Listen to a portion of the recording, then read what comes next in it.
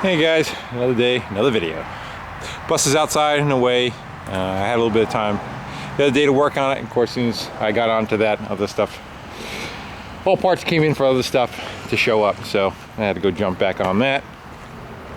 That Corolla that I had the ABS light on had a problem with, I replaced the front shaft in it. It had whole thing started out with a torn CV boot, pissed all the grease out of it, so getting a half shaft was the cheapest alternative for it. Of course, they have rebuilds, and the rebuild that I put in there on the end of the shaft has what's called like an exciter ring, or it's the pickup for the ABS. It tells you how fast your wheel is going. Well, the original one the replacement one that I got, the rebuilt one that I got, the very edge of it was peened over all the way around, like maybe the car that it was in had a bad bearing, and again took out the exciter ring. So of course they didn't have one in stock, so we had to wait. So I had to put their customer's original one back in, and now the looks like they shipped me a brand new one. So hopefully we have no issues with that whatsoever. Make an easy job long, right? Change an axle about 4 times. Plus I had to troubleshoot what was causing it. Did I take out the wire for the ABS sensor or not? So quite a few times in and out. It ended up being that the exciter, like I said. So we have a new axle. Hopefully that kind of cures it. I'm not liking the wetness on that. Seeing grease on it. I think we're all right. So it's back on the lift. I'm going to swap that axle back out. But here's what I wanted to show. Got that front bumper pretty much squared away. I took that piece of conduit, like I said, and rolled it in the tree and got her in there. I'm gonna sand down these, go more of a gradual, and then we're just gonna use body filler to go over it and kind of taper that out. And I got to do the same with the whole bumper. Took the bumper ends on a deluxe. That's a deluxe bus. On a deluxe, it has these, you know what you call them. They're just extra piece of trim on the bumper, little bumperettes, I guess we call it. And they were in pretty nasty shape. Sandblasted them, drilled them out, kind of bent them to get the contour back, and I got it pretty close. A little bit of a gap in there, but good enough for me. And I had to make a set of overriders. Let me see if I can show you. Here's the pile of garbage over here. Here's what the front overriders look like. You can kind of see it. They only catch about half the pipe. Well, these guys, as you can see, are pretty much shot. So I went with taking a set of rear ones.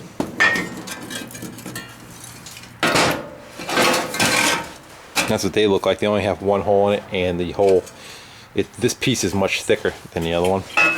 So only that over the top of that, and you can see how much material has to come off. So lined up. There we go, something like that. That's how much material has to come off. So with just carving them out with a Sharpie, doing some slicing, cut that piece off, drilled the hole out with a hole saw, and made us some new ones. So those are 2 rears now made to fit the front. They seem to do pretty good. And I set the bumper on the bus. Everything looks good as far as its fit. And I might even do right here where these boo-boos are. Be a good place for the fog lights. Kind of cover that a little bit. But it's all straightened out, and we got the front one pretty much squared away. And then I started working on the rear one. Started disassembling all the pieces of the half a dozen shitty ones that you see over there, to get the pieces that I do need. I did end up taking that slash cut blade that was on the signal cab over there, and they're both going to go on this bus. So at least they'll match. They'll both be the wrong year, but they're going to match. And set of overriders. Those are the mounts for the back bumper, and I have to try to create a set of ends for it, because they're all pretty rough. You know, they're either rusty or denty, so I got to figure out if the dents come out easier or the rust gets repaired easier. But you can kind of see, yeah, you're smushed pretty good. So work with what you got. You know, as I said, you want to get new bumpers, $1,400 will take care of that, but I don't have $1,400 in the whole bus, so I go on the cheap. One of the guys are talking about the rear apron. Actually, the rare rear apron to get, believe it or not, is for this bus, because it's only 2 years. 66 and 67 are the only ones that are the same, and 65 down, they pretty much all the same look to them. So I am going to end up chopping this one up. They're really not that hard to find. That's what this guy is for, having that that manual start. You would have a rod in here. You can actually crank start the motor on it. So I don't know. Maybe I just get it so I can get the latch hardware up on here where it latches instead of this setup, and still maybe even keep this hole. And basically all it is there's a hole in the tin, and then there's a castle nut that goes on here that has like a slip fit on it, so you're locked in, but as soon as the motor turns, it pushes the rod off. So I may try to find that setup. Be fun to be at a show and show you hand starting your car.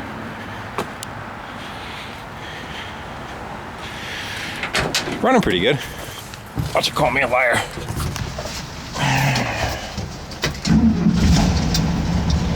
Let's running nice.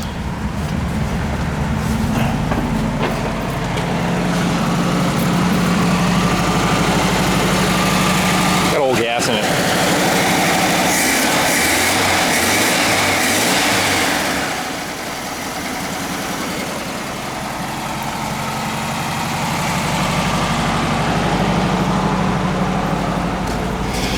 But essentially, all I need to do is get my windows and bumpers on it and a front seat, you know, and I can put it on the road. Then the interior follows, and the chrome and all that kind of stuff. But if I get those pieces on it, I can get it on the road. And if you guys are following along, I had gotten all that free camper interior. I was going to make my own for that, but I have a feeling I'm going to use half of what came on that free pile. So it'll have the hideaway bed, it'll have the refrigerator, it'll have all those pieces. And I actually kind of like the color of this interior. It's definitely 70s appropriate, but they made a bunch of uglier ones than the brownish orange one. They had some greens and some lovely colors. So I think I like the earth tones with that and the light birchwood. And we're gonna see, that's all bay window stuff. We're gonna see how it fits in a splitty. And we're gonna go back one more time to this one.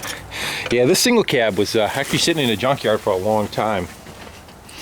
And it was rough, still is rough. I've been gathering sheet metal and pieces for it. I have a complete set of floors for it, because she's very patinaed. Looking at that floor, you can kind of see what I'm dealing with. But again, I'm just going to do enough to put it back together and make it a driver and oil that shit out of it after it's all done, because I like the way it looks just as it is.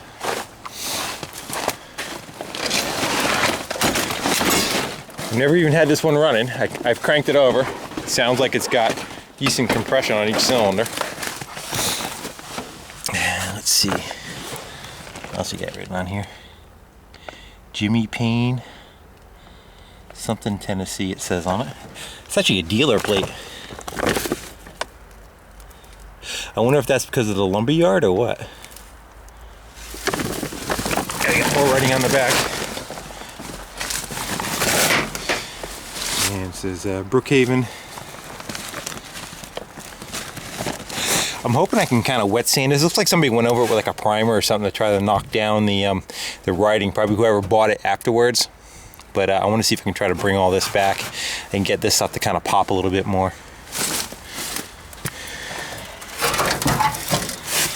And that's when you know you got an old bus motor, where the generator stand is part of the block.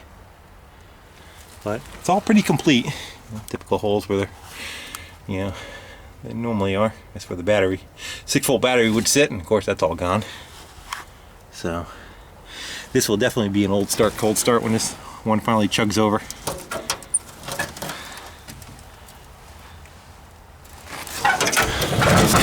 But in my opinion, this thing's wicked cool. I love it. Yeah, you got windows. Get some debris out of the way. There we go, now we can see it. So going down the side of it, you got wallboard, paint, doors and windows. You know it's old when they call it wallboard instead of sheetrock. And those gates drop down and it turns into like a flatbed truck, or at least like a pickup truck like it is. So again, someday I'll bang the dents out of it, push it back into position, but I definitely want to leave all the rust and patina on it. I just love the way it looks. And let's see if this one has the tin. See, like this one doesn't, this is weird. Look, no hole, but it's got that acorn nut for the starter. That's the thing to hand start it right there. Hand crank it. So that's correct. I'm wondering, I bet you this guy right here is not the original. It's like a, I don't know. I don't think there's much to just drilling a hole in that though, right there. So that's what we're working with. Trying to do my best to keep the weather out of it, but you know. And then there's this one over here. This is the 70 Westie. Again, it's all full of parts of everything I've been acquiring for that one, and it runs dries, but needs everything done to it too. So add it to the list, right?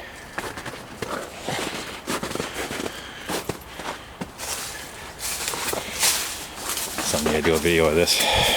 Guys in old boats. This is an old Chris Craft, 1955 Chris Craft. So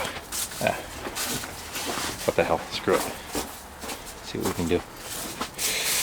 Okay. These were sold as kit boats. You'd put them together, came in a box. You know what? I may just leave this for another day because I got a bunch of paperwork I'd like to show you. But I'll do a separate video on this. She's an old double cockpit Chris Craft. Teaser.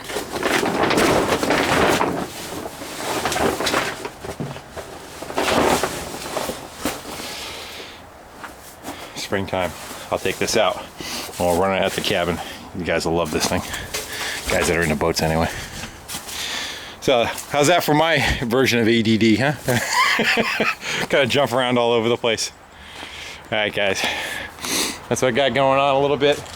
Got more of a vlog more than anything of what my daily projects are. So let me go see if I can get this Corolla knocked out of here and be done with that, and I can jump back on the bus maybe for a couple hours. Alright guys, thanks for watching. Take care.